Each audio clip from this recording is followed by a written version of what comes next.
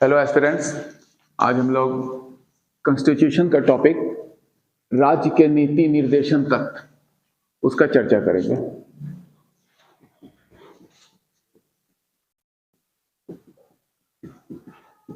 इसको कहते हैं directive principles of state policy, short में डीपीएसपी। इसके बारे में संविधान में उल्लेख है, संविधान के पाठ 4 में, और जो आर्टिकल इसको कवर करता है वो है 36 से 51। ये जो नीति निर्देशन तत्व का समावेश किया गया है भारतीय संविधान में, वो अपनाया गया है आयरलैंड के संविधान से, उससे प्रेरणा प्राप्त करके उसमें। और इसका लक्ष्य है, क्यों रखा गया है, क्या उद्देश्य है, ऑब्जेक्टिव है कि भारत में लोक कल्याणकारी राज्य की स्थापना करना। इसको कहते हैं वेलफेयर स्टेट। अब इसकी बात करें वेलफेयर स्टेट के, तो ऐसा था कि स्वतंत्रता प्राप्ति से पहले जब भारत पर ब्रिटिश शासन था, तो उस शासन के स्वरूप को कहा गया रेगुलेटरी गवर्नमेंट या रेगुलेटरी एडमिनिस्ट्रेशन था उसका, या फिर इसको कहा जाता पुलिस एडमिनिस्ट्रेशन भी, रेगुलेटरी एडमिनिस्ट्रेशन या पुलिस एडमिनिस्ट्रेशन। ऐसा प्रशासन का लक्ष्य था। मतलब इसमें विधि व्यवस्था, लॉ एंड ऑर्डर जो होता है, वो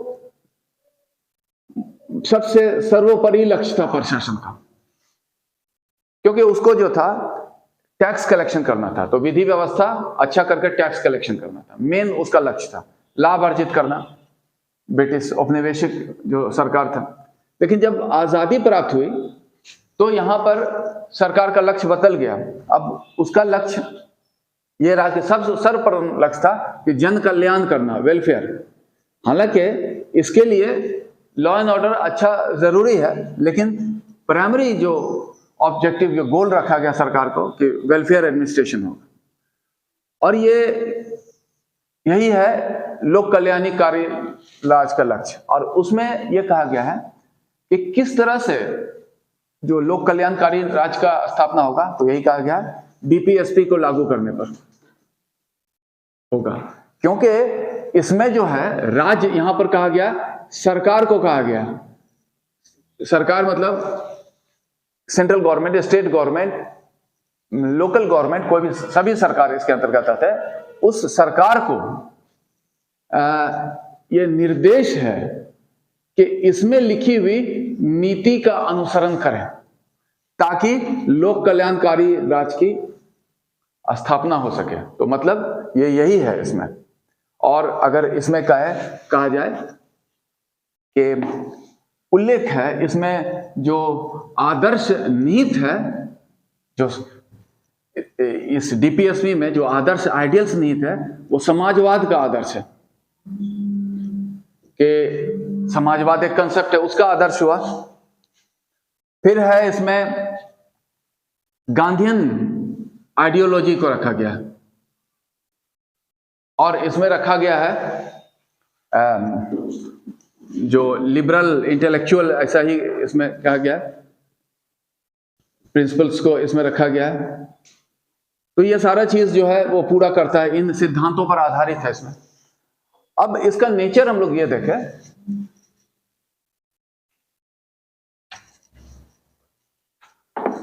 इसका नेचर ये है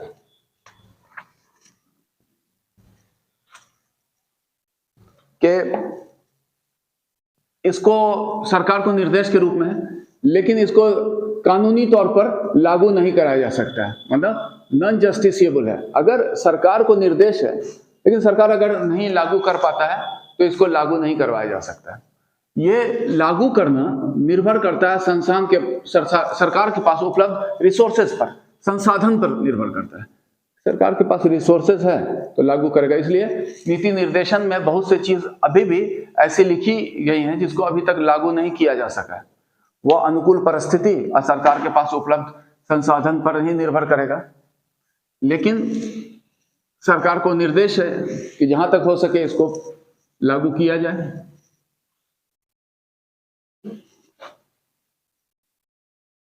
तो बहुत सा, जैसे हम लोग देखें इस तरह का कुछ एग्जाम्पल देखते हैं, कुछ इंपॉर्टेंट डीपीएसपी जो डिफरेंट आर्टिकल्स में भी है। जैसे इंपॉर्टेंट में एक देखें, आर्टिकल 39B में उल्लेख है, सरकार को निर्देश है कि सरकार ऐसी व्यवस्था करे जिसमें जो देश के आर्थिक संसाधन है, इकोनॉमिक रिसोर्सेज हैं, उसका जो न्यायोचित वितरण हो सके, सभी को उसका लाभ मिले। यही है, आर्थिक संसाधन का न्यायोचित वितरण सुनिश्चित करे, ऐसी नीति सरकार बने। 39C में कहता है कि ऐसी व्यवस्था करे सरकार कि जो है आर्थिक संसाधन का केंद्रीकरण ना हो, कंसंट्रेशन ऑफ जो इकोनॉमिक पावर ना हो, मतलब यही है, रुकना, आर्थिक संसाधन जो है वो लगभग मिलता हुआ का केंद्रीकरण ना हो, यही चीज है। एक 39D भी है जिसमें कहा है कि महिला पुरुष को समान कार्य के लिए समान वेतन मिले, equal pay to both men and women for equal work. फिर एक हम लोग देखें बाद में जोड़ा गया है 39A, ये 42वें संशोधन अधिनियम 1976 द्वारा जोड़ा गया, जिसमें ये कहा गया है कि सरकार ऐसी व्यवस्था करे कि जो सक्षम व्यक्ति नहीं है, जो गरीब व्यक्ति हैं, उसको मुफ्त विधिक सहायता, लीगल एड मिले, उसकी व्यवस्था सरकार को करना है। फिर एक इंपॉर्टेंट में आर्टिकल 40 का है जिसमें सरकार को निर्देश है कि सरकार जो है स्थानीय स्वशासन की व्यवस्था को लागू करे, जिसमें पंचायत नगरपालिका आते हैं, और उसको पावर दे इतना कि वो एक स्वायत्त सरकार के रूप में शासन कर सके। और ये जो आर्टिकल 40 का है गांधीयन आइडियोलॉजी के अनुरूप है।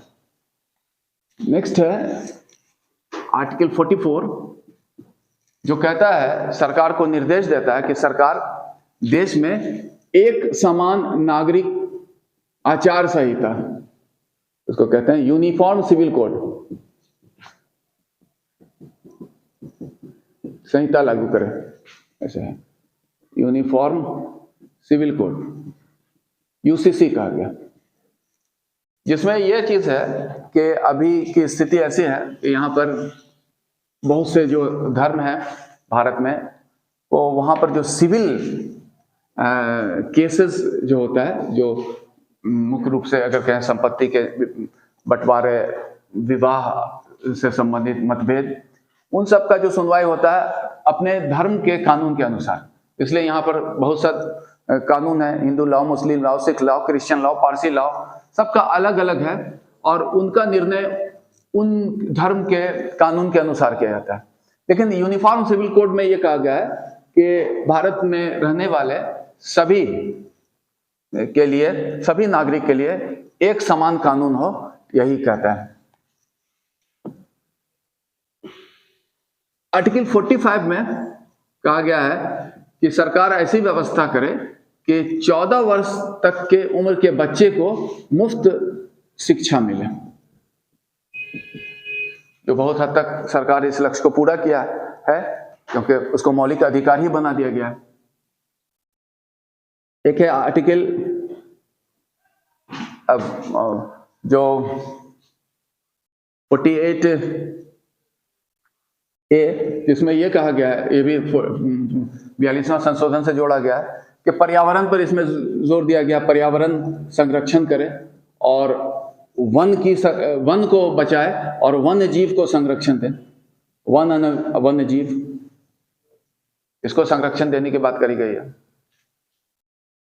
फिर 49 में है कि देश की जो सांस्कृतिक और ऐतिहासिक विरासत है, ठीक है, उसको बचाए रखने का प्रयास करे सरकार। एक अंतिम हम लोग देखते हैं इसका उदाहरण में, आर्टिकल 51 का में है।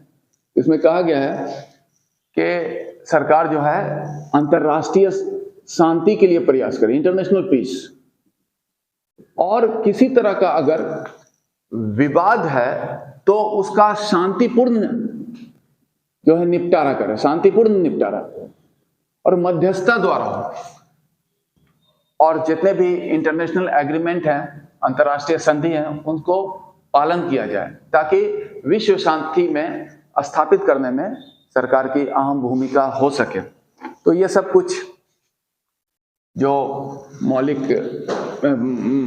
Directive principle of state policies हैं, जो सरकार को कहा गया है कि अपनी नीति बनाए तो उसमें पालन करें। लेकिन बात यही है कि इसको जो है न्यायालय द्वारा लागू नहीं किया जा सकता। लेकिन इतना है कि ये सारे जन कल्याण की बातें हैं, तो जनता का समर्थन प्राप्त करने के लिए ये जरूरी है। अब हम लोग एक चीज देखेंगे, ये जो डीपीएसपी है, डायरेक्टिव प्रिंसिपल, ये इसका जो है फंडामेंटल राइट से अंतर हम लोग देखते हैं, वो क्या उसमें अंतर है, और फिर देखेंगे कि कौन ज्यादा महत्वपूर्ण है, किसको ज्यादा महत्व दिया जाना चाहिए। तो इसमें अगर इस तरह से हम लोग देखें डीपीएसपी फंडामेंटल राइट को, तो इन दोनों में अंतर अगर देखा तो ये जो होता है डीपीएसपी सरकार को निर्देश है, एक सकारात्मक निर्देश है कि ये इसका नेचर है, ये पॉजिटिव जो है इंस्ट्रक्शन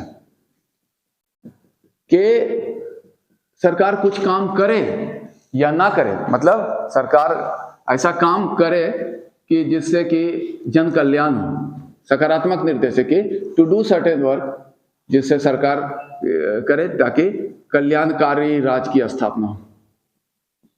ठीक है, और इसमें है सरकार को पर अंकुश है, ये सरकार को निर्देश है तो ये सरकार पर अंकुश है कि ऐसा काम ना करे, ठीक है, not to do certain work which violate fundamental right, माने उसका जो है उसका उल्लंघन हो, कुछ ऐसा ना करे। तो इसका जो उद्देश्य है अगर देखें, इसका लक्ष्य है कि इस सब के लिए सामाजिक और आर्थिक स्थिति समान रूप से स्थापित करता है। तो इसी को इसलिए कहा जाता है, ये इसका लक्ष्य है देश में सामाजिक और आर्थिक प्रजातंत्र को स्थापित करता है, सोशल एंड इकोनॉमिक जो डेमोक्रेसी का गोल है वो पूरा करता है, जबकि ये पॉलिटिकल डेमोक्रेसी राजनीतिक प्रजातंत्र के लक्ष्य को पूरा करता है। शैलेंद्र जी थोड़ा रोक दीजिए इसको, हम थोड़ा बात करना। तो ये लक्ष्य था फंडामेंटल राइट का कि वो राजनीतिक प्रजातंत्र के लक्ष्य को पूरा करता है। ये एक और देखें हम लोग कि ये अपरिवर्तनीय है, डीपीएसपी नॉन जस्टिसिएबल जिसको कहें, मतलब जिसको न्यायालय द्वारा लागू नहीं कराया जा सकता, जबकि मौलिक अधिकार में जो बातें लिखी हैं उसका उल्लंघन होने पर न्यायालय द्वारा लागू कराया जा सकता है, मतलब जस्टिसिएबल, जिसको परिवर्तनीय कहा गया।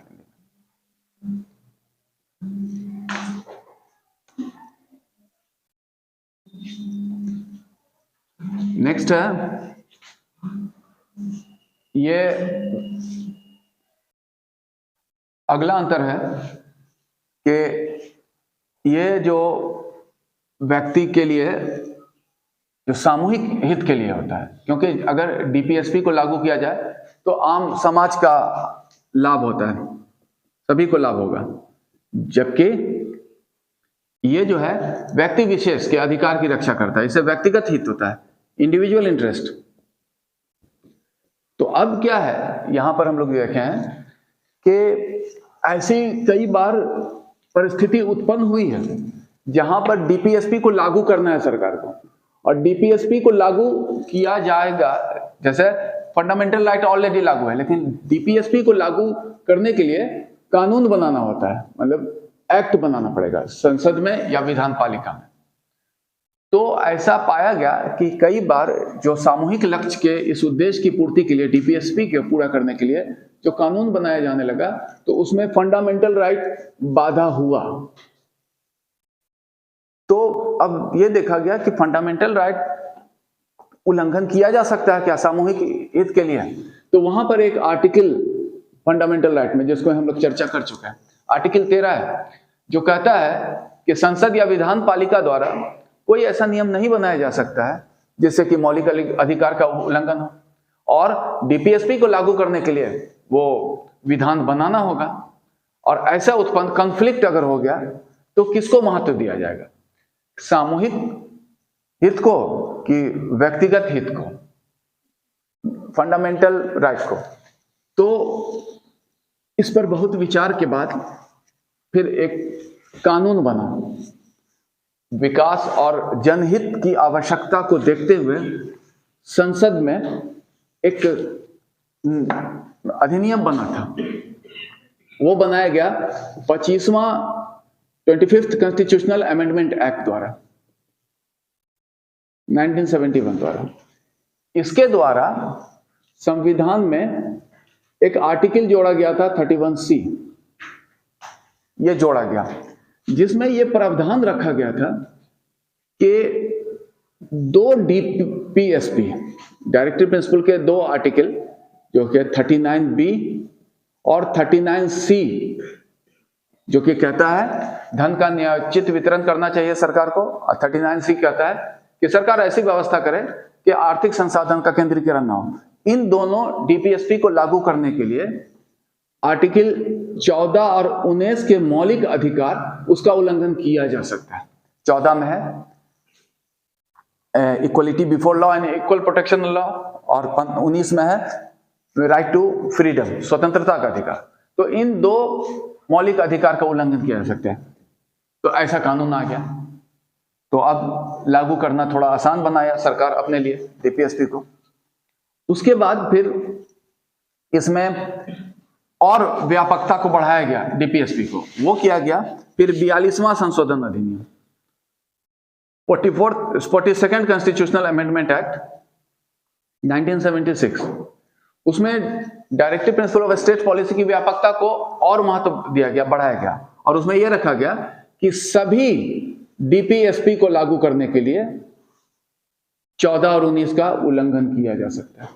तो मतलब अब पहले था सिर्फ 2, अब सभी के लिए। ये जो संशोधन हुआ था 42वें संशोधन अधिनियम द्वारा, इसका जुडिशियल रिव्यू हुआ और निर्णय आया था। जुडिशियल रिव्यू के बाद वो निर्णय कहा जाता है मिनर्वा मिल केस, और मिनर्वा मिल केस 1980 में आया, जिसमें सर्वोच्च न्यायालय ने 42वें संशोधन द्वारा जो आर्टिकल 31C में संशोधन किया गया था उसको स्ट्राइक डाउन कर खत्म कर दिया और उससे पूर्व की स्थिति को बहाल कर दी, अर्थात 39B 39C। तो मतलब अभी वस्तु स्थिति वही है कि 2 39B और 39C के नीति निर्देशन तत्व को लागू करने के लिए 2 फंडामेंटल राइट आर्टिकल 14 और 19 के उसका उल्लंघन किया जा सकता है। इन्हीं 2 पर डीपीएसपी को प्राइमेसी दी गई है, 2 डीपीएसपी को, और यही है अगर देखें तुलनात्मक रूप से डीपीएसपी और फंडामेंटल राइट के बीच में। Thank you.